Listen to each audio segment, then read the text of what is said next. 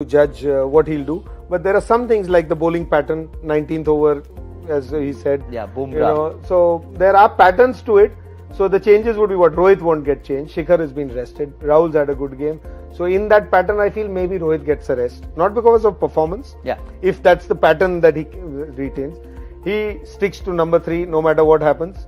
So he'll be at 3. Rishabh Pant, I think, had only one game. Dhoni's had one game.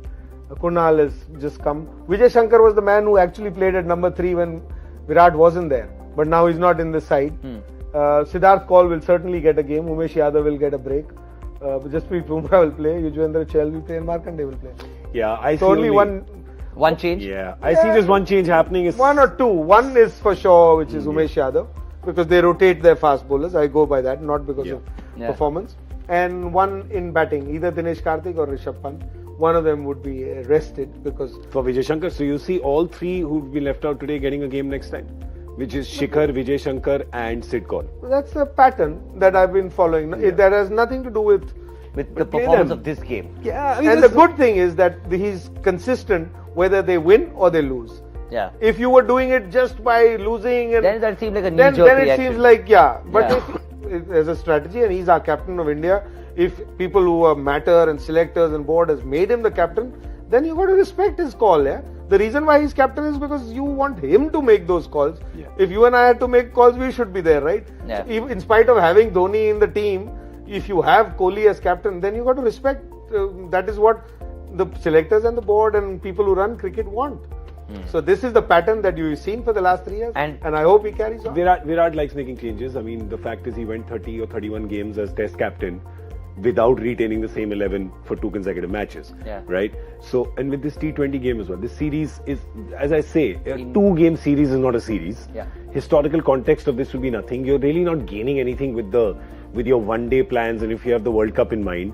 So, get everybody some game time. Why not? It'll be a pressure game because India will want to win that game to draw the series 1-all. So put these guys, put them under the pump. Let Sid Kaul get a game. If Vijay Shankar is in your long-term plans, I'm not understanding because there are a few fringe players right now in India who you don't understand. Sorry, can I interrupt? We have no long-term plans in Indian cricket. Yeah. I'll give you. Dinesh Karthik was way before Dinesh Karthik, Parthiv Patel, these guys came way before Mahendra Singh Dhoni. Yeah. So it wasn't planned. So your greatest player. Then Jasprit Bumrah was also not a planned plan. True. In Indian cricket, things happen. Dynamic. Ambati Raidu was left out after 2015 World Cup, saying, where will he be around when the time comes? He is still around. Mohammad Shami... Not just around, he's your number 4. He's your declared number 4 6 months before the World Cup. Mohammad Shami, who was playing in the 2015 World Cup, was left out and said, oh, this fellow is not good for one day. He is back in your scheme of things. So, unfortunately or fortunately, Indian cricket has a system to bring back the best, bring the players who are best at that time, and they get there. Some people left out, some people not. So long-term plans with Indian cricket. But it's nice. It keeps the spice, the flavor. No, so there is wow, there's a new guy. There is a song of which people of our vintage will understand, an old Hindi film song. Kal kya hoga kisko pata, abhi zindagi ka le lo maza. So that's what you can say with the 11 selection. You can never bet your house on what the 11 will be for India because you will lose your house.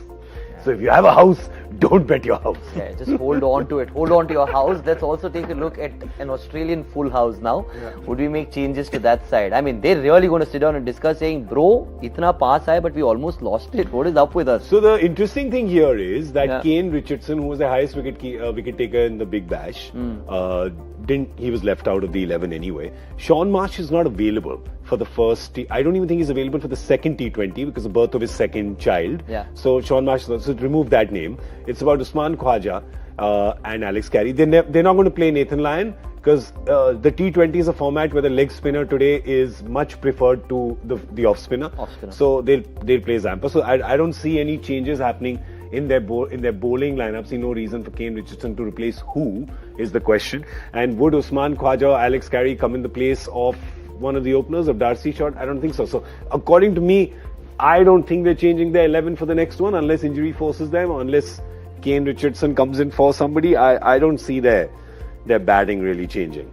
How about you? Yeah, I the don't same see page? much either except Peter Hanscom, who kept wickets and Yeah. batted. But if you get Alex Carey in, you got to bat him at the top. Like So he's the number that he comes to bat, Hanscom, is not ideal for them. And when the whole brain freeze happened for Australia, if you see he was around then.